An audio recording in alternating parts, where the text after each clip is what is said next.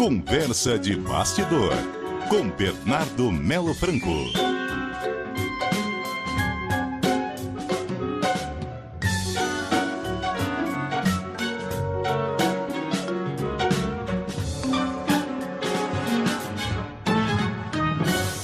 Bernardo, como está?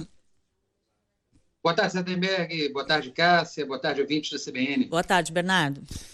Bom, algo deu errado lá, né, na Câmara dos Deputados, né? Havia um entendimento de que o Centrão, ajudaria a votar a PEC da blindagem, mas não ajudaria a aprovação da urgência para o projeto de anistia. E acabou que os dois projetos foram aprovados, né? E por ampla maioria, né? Exato, Sardenberg. Tem um ditado aqui no Rio que diz que quando um malandro e um otário se encontram na rua, sai negócio. Parece que alguém fez papel de otário nessa história, porque o que o deputado Hugo Mota, presidente da Câmara, prometeu, e prometeu a muita gente, prometeu ao presidente Lula, prometeu ao ministro do Supremo, prometeu a líderes da bancada governista, ele não entregou.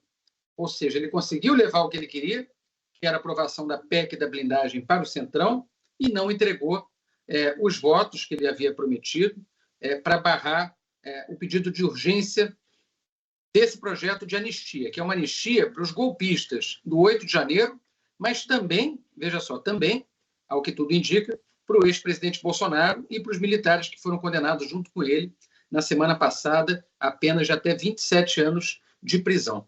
Sardenberg, a gente está assistindo o Congresso atuando com a maior disfarçatez, e comprovando aquilo que se diz há muito tempo, que essa é possivelmente a pior legislatura da história do Congresso Nacional.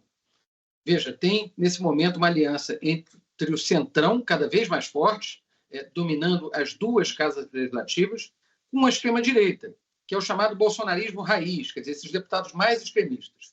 Que aliança é essa?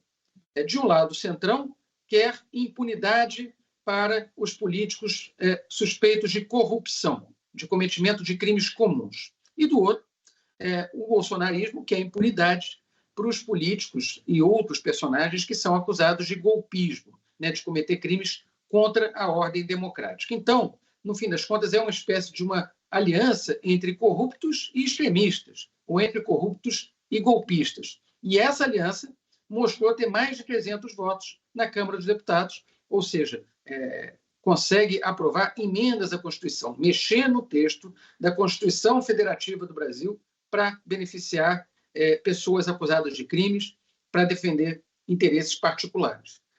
A troca ficou muito clara, quer dizer, na terça-feira aprovou-se a PEC da blindagem, essa PEC que mexe na Constituição para impedir praticamente a abertura de processos criminais contra parlamentares, porque agora, para abrir um processo, uma ação penal contra um deputado e um senador, precisaria de aprovação do plenário da Câmara ou do Senado, e aí no dia seguinte, ontem, na quarta-feira, se aprova essa urgência para o projeto de anistia, que, atenção, a gente nem sabe qual é, não tem o texto ainda divulgado, mas mesmo assim ganhou uma via rápida e vai ser votado em plenário antes mesmo de passar por qualquer comissão.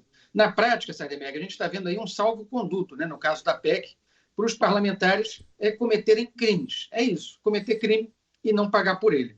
E, como já foi dito algumas vezes, abre-se também uma janela para a possibilidade do crime organizado mandar seus representantes para o Congresso. Porque, veja, se você com um mandato está acima da lei, está imune a investigações, é a melhor forma de você investir o seu dinheiro, caso você esteja operando no crime organizado.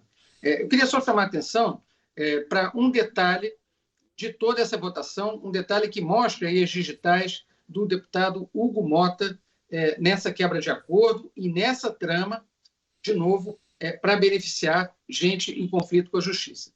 Na noite de terça, Sardenberg, já na madrugada de quarta, a Câmara dos Deputados impôs uma única derrota ao Centrão nessa história, e foi a derrubada da previsão de voto secreto para blindar os parlamentares, para barrar a abertura de processo, certo? Uhum.